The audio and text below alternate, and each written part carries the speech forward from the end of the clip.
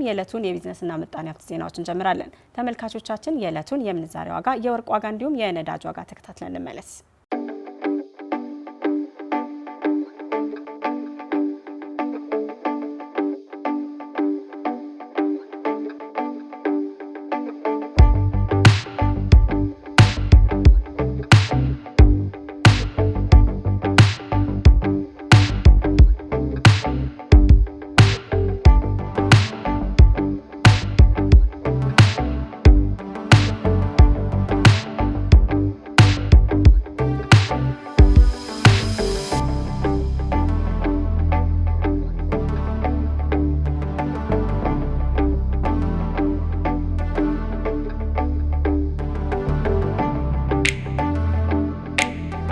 ተደራሽ የገንዘብ ብድር አዳዲስ የኤሌክትሪክ መኪናዎችን መግዛት የሚያስችለውን ስምምነት ከበላይ አብ ሞተርስ ጋር ተፈራረመ።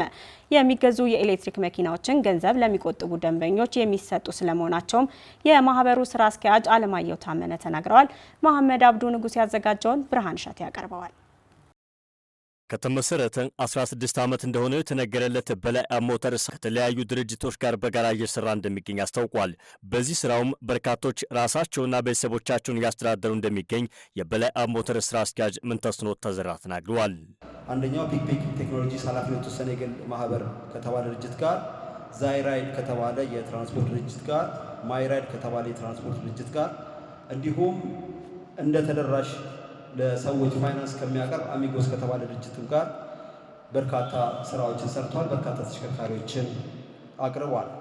በዚህም መሰረት በርካታ ሰዎች በዚህ በላይ ባቀረባቸው ተሽከርካሪዎች ባለሀብት ሆነው ቤተሰቦቻቸውን እያስተዳደሩና ተጨማሪ ሀብትም አፍርተው ስራዎቻቸውን በመስራትና በማከናወን ላይ ይገኛሉ ማለት ነው። ስራ አስኪያጁ አክለውም በላይ አብ ሞተርስ ለተደራሽ የገንዘብ ብድር ማህበር ያቀረባቸው ተሽከርካሪዎች በኤሌክትሪክ የሚሰሩ መሆናቸውን ገልጸው ሌሎች አካላትም እድሉን እንዲጠቀሙበት ጥሪ የሚሉትን አስተላልፈዋል። በአጠቃላይ በላይ አብ ሞተርስ ዛሬ ላይ ለተደራሽ የሚያቀርባቸው የኤሌክትሪክ ተሽከርካሪዎች ሲሆኑ በላይ አብ ግን የተሽከርካሪ መገጣጠሚያ በመሆኑ ምክንያት ከኤሌክትሪክ ተሽከርካሪዎች በተጨማሪ የነዳጅ ተሽከርካሪዎችን የመግጠምና ለገበያ የማቅረብ ፍቃድ ስላለው እንደዚህ አይነት ፍላጎትም ያላቸው ሌሎች ድርጅቶች ይሄንን እድል መጠቀም የሚችሉ መሆኑን በዚሁ ወቅት ጥሬን ለማስተላለፍ እፈልጋለሁ። በሌላ በኩል ተደራሽ ከተመሰረተበት ጊዜ ጀምሮ ጠንካራ ስራዎችን መስራቱን የገለጹት ደግሞ የማህበሩ ስራ አስኪያጅ አለማየሁ ታመነ ናቸው። ስራ አስኪያጁ ከ8000 በላይ አባላት ወይም ደንበኞችን ማፍራት መቻላቸውን ገልጸዋል። በተጨማሪም ከ250 ሚሊዮን ብር ያላነሰ ካፒታል ማስመዝገብ መቻላቸውን እንደሚከተለው ተናግረዋል። ተደራሽ ከምስረታ ጀምሮ ለተከታታይ 3 ዓመታት ምን ያልሰራ ቢሆንም በቤተሰብ ደረጃ አገልግሎት ሲሰጥ እንደነበረ ቢሆንም ከ2013 ጀምሮ በጠንካራ ተግባርና ወደ ህዝብ በመግባት ከ8000 በላይ አባላት ማፍራት ችሏል ማለት ነው። ሆኖም ከተቋቋመበት ዓላማ ከግብ ለማድረስ አሁንም በትጋት የምንሰራ ይሆናል። በዚህ ደረጃም የአባላት እድገታችንን ከ8300 በላይ ማድረስ ችለናል። ከ250 ሚሊዮን በላይ ካፒታልን ማስመዝገብ የቻልንበት ሁኔታ አለ ማለት ነው። ማህበሩ በሚሰጠው የብድር፣ የቁጠባ፣ የማማከርና የህይወት መድን ዋስትና አገልግሎቶች ሳቢያ በርካታ አባላቶቹ የቤት ግንባታና የመኪና ግዥ እንዲሁም በመሰል ስራዎች እንዲጠቀሙ ማስቻሉንም ስራ አስኪያጁ አክለው ተናግረዋል። እንዲሁም ከ200 ሚሊዮን በላይ ለአባሎቻችን የብድር ተጠቃሚ ማድረግ ችለናል። ህብረት ስራ ማህበራችን የሚሰጣቸው አገልግሎቶች አንደኛ የቁጠባ አገልግሎት ነው። የተለያዩ ቁጠባ አገልግሎት አሉ። መደበኛ ቁጠባ ይባላል። የፊቃነ ቁጠባዎች አሉ ማለት ነው። የብድር አገልግሎት አለ። የሸሪዓ ህግን የተከተለ ከወለድ ነፃ የፋይናንስ አገልግሎት እንሰጣለን። የማማከር አገልግሎቶች እንሰጣለን። የብድርና የህይወት መድን ዋስትና አገልግሎት እንሰጣለን። በእነኚህ አገልግሎት በርካታ አባሎቻችን የቤት ግዢ፣ ግንባታና እድሳት፣ የመኪና ግዢ፣ የኮንዶሚኒየም ግዢ፣ ለአዲስ ንግድ ማስፋፊያና ማስጀመሪያ፣ ለማህበራዊ ጉዳዮች እና ሌሎች ጉዳዮች ከ1200 በላይ አባላት ማስጠቀም ችለናል ማለት ነው። በመጨረሻም ማህበሩ በዛሬው ዕለት ከበላይ አብ ሞተርስ ጋር የ50 መኪናዎች ርክክብ መፈጸሙን ማስታውቀዋል። ይህው ርክክብም አባላቶቻቸውን ይበልጥ ተጠቃሚ እንደሚያደርጋቸው ተናግረዋል። በ2017 ባጀት ዓመት የአባሎቻችን ፍላጎት መሰረት በማድረግ 100 ተሽከርካሪዎችን ለመግዛት ማቀዳችን ይታወሳል። ከጊዜ ወደ ጊዜ የአባሎቻችን ፍላጎት የመኪና ግዢ ፍላጎት እየጨመረ በመምጣቱ ከ100 በላይ ተሽከርካሪዎችን ገዝቼ ተጠቃሚ ለማድረግ ከእቅዳችን በላይ ለማከናወን ከበላይ አብ ሞተርስ ጋር ቀጣይነት ያለው የአጋርነት ስሜታችን እንዳለ ሆኖ በዛሬው ዕለት የ50 መኪኖች ርክክብ ስምምነት መፈጸማችን ይበልጥ የአባሎቻችን ተጠቃሚነትን ለማረጋገጥ ተደራሽን ደግሞ እንደ ተቋም ወደ ስኬት ማማ ጉዟችን ይበልጥ መነሳሳት የሚፈጥር መሆኑ ግልጽ ነው ማለት ነው። 10 በመቶ ገቢው ለመቄዶንያ ይውላል የተባለለት ኢትዮ አፍሪካ የጎዳና ላይ ሩጫ በዱባይ እንደሚካሄድ ተነገረ። የፋስ ቢዝነስ ግሩፕ ከዱባይ ስፖርት ካውንስል ጋር በመተባበር የተዘጋጀው ይህ ፕሮግራም ከ5000 በላይ ተሳታፊዎች እንደሚገኙበት በዛሬው ዕለት በተሰጠው መግለጫ ተገልጿል። መሐመድ ንጉስ አብዱ ፋስ ቢዝነስ ግሩፕ ከዱባይ ስፖርት ካውንስል ጋር በመተባበር ያዘጋጀው ኢትዮ አፍሪካ የጎዳና ላይ ሩጫ በዱባይ ለመጀመሪያ ጊዜ እንደሚካሄድ ተገልጿል። ይህ የጎዳና ላይ ሩጫ የዲያስፖራው ማህበረሰብን ያማከለ መሆኑን የፕሮግራሙ አዘጋጅ ፍጹም አግነው በዛሬው ዕለት በሰጡት ጋዜጣዊ መግለጫ ተናግረዋል። አዘጋጁ አክለውም ከዱባይ በመቀጠል ሳርጃና አቡዳቢ ሁነቱ እንደሚከናወንም አስረድተዋል። ያው ቅድም አንተ የተገለጸው ከዱባይ ስፖርት ካውንስል ሰርቲፋይ አድርገን በታሪክ ለመጀመሪያ ጊዜ የሆነው የግራንድ ኢትዮ አፍሪካ ራን በዱባይ እናከናውናለን። ኢትዮ አፍሪካ ራን በዱባይ ስናከናውን እንደ ላውንች ፕሮግራም ነው የምናይዘው እንጂ ፕሮግራሙ ወይ ደግሞ ይሄን ይዘን የመጣ ነው ኢቨንት ትልቅ ኢቨንት ነው፣ ኢኒሺዬቲቭ ነው። ኢኒሺዬቲቭ ደግሞ ሞር ዲያስፖራን ያማከለ ስፔሻሊ ገልፍ ሪጅን ላይ ያሉትን ዲያስፖራዎችን ያማከለ ነው። የምንጀምረው ዱባይ ላይ ነው። ከዛ ሻርጃና አቡዳቢ እንቀጥላለን።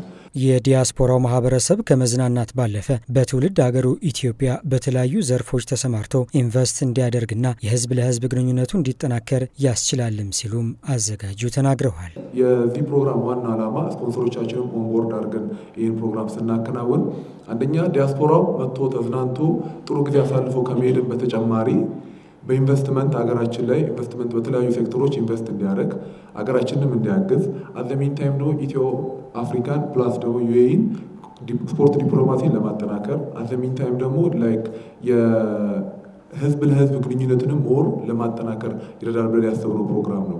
ይህ በዱባይ ሚያዝያ 5ና 6 ቀን 2017 ዓ.ም የሚካሄደው የጎዳና ላይ ሩጫ 10 በመቶ የሚሆነው ገቢ ለመቄዶንያ እንደሚበረከት የፕሮግራሙ አንድ አጋር የሆነው የኦቪድ ሪል ስቴት ማርኬቲንግ ማኔጀር የሆኑት መቅደስ ቀደመ ገልጸዋል። ጅማሮውንም በዚሁ እንደማያበቃም አስገንዝበዋል። የታላቁ የኢትዮ አፍሪካ ሩጫ ቁልፍ ድምቀት በጎ አድራጎት ነው። የዚህ ዝግጅት 10 በመቶ የሚሆነው ገቢ ለአረጋውያን ቤት ለሌላቸው እና ለአካል ጉዳተኞች ድጋፍ የሚሰጠውን ታዋቂውን የኢትዮጵያ በጎ አድራጎት ድርጅት ለመቄዶንያ የሚበረከት ይሆናል ማለት ነው። ይህ ተነሳሽነት ማህበረሰባዊ ለውጥ እና ማህበረሰቡን ለማብቃት ተልዕኮውን ያጠናክራል ብለን ስለምናምን ነው። ታላቁ የኢትዮ አፍሪካ ሩጫ የአንድ ጊዜ ብቻ ውድድር የሚሆን አይደለም። ከተባበሩት አረብ ኤሚሬትስን ባሻገር በዓለም አቀፍ ቁልፍ በሆኑ ቦታዎች ላይ የሚሰፋ የረጅም ጊዜ ተደራሽነትን የሚይዝ አዲስ ጅምር ነው ማለት ነው። ከፋስ ቢዝነስ ግሩፕ ጋር በመተባበር በዝግጅቱ የሚሳተፈው ዳሽን ባንክ በበኩሉ የተዘጋጀው ፕሮግራም ህብረተሰቡን እንደሚያቀራርበው በባንኩ የማርኬቲንግ ዳይሬክተር እንዳለ ገብረ ስላሴ ተናግረዋል። ዳይሬክተሩ አክለውም ከዲያስፖራው ማህበረሰብ ጋር ተገናኝቶ የተለያዩ አዳዲስ የባንክ አገልግሎት አሰጣጡ በልዑክ ቡድኑ አማካኝነት እንደሚያስተዋውቅ አስታውቀዋል። የጎዳና ላይ ሩጫ በዋናነት ህብረተሰብን ያቀራርባል ብለን እናምናለን። ዳሽን ባንክ ከኤፍኤስ ጋር በመተባበርም ይህን መሰሉ ሁነቶችን በመደገፉ ታላቅ ኩራት ይሰማዋል።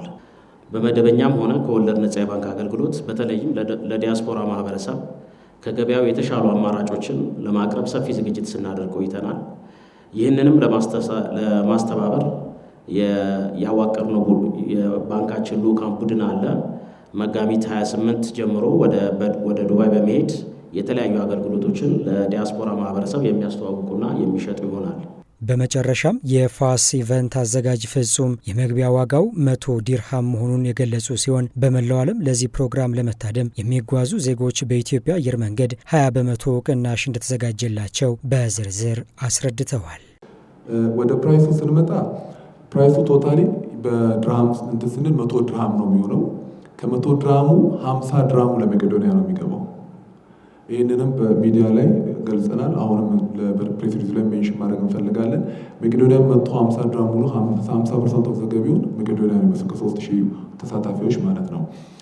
ከዛ በተጨማሪ የኦዲየንሱ ከመላው ዓለም የሚመጣውን ኦዲየንስ የኢትዮጵያ አየር መንገድ 20% የትራቨል ቲኬት ቢዝነስም ኢኮኖሚ ክላስም 20% ዲስካውንት አድርጎ በመላው ዓለም ለዚህ ፕሮግራም የሚመጡ ሰዎችን በኢትዮጵያ አየር መንገድ ኢቲ ሆሊዴ ሃንድል ይደረጋል። በዛ መልክ 20%ቱን ዲስካውንት ተጠቅማችሁ መምጣት ትችላላችሁ በመላው ዓለም።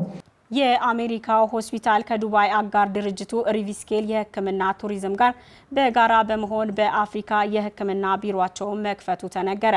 በሪቪስኬልና በአሜሪካ ሆስፒታል መካከል ዱባይ በተደረገው ትብብር ናይጄሪያ ውስጥ 3 አዳዲስ የሕክምና መስጫ ቢሮዎች እንደተከፈቱም ተዘግቧል። በሁለቱ ተቋማት መካከል የሚስተዋለው መስፋፋት የሁለቱ ድርጅቶችን ዓለም አቀፍ የጤና ውጤቶችን የማሻሻል ተልዕኮ እንደሚያግዝም ተነግሯል። በሀገሪቷ የጤና አጠባበቅ አገልግሎቶችን ተደራሽ ለማድረግ ያስችላል የተባለው ጥምረቱ አሜሪካን ሆስፒታል ዱባይ በመካከለኛው ምስራቅ ቀዳሚ የግል የጤና አገልግሎት ሰጪ ሆኖ መከሰቱ ነው የተዘገበው። በ1996 የተመሰረተው ይህ ተቋም ዓለም አቀፍ ደረጃውን የጠበቀ የሕክምና አገልግሎት ለማህበረሰቡ ለማድረስ እንደነበር ዘገባዎች አመላካች ናቸው።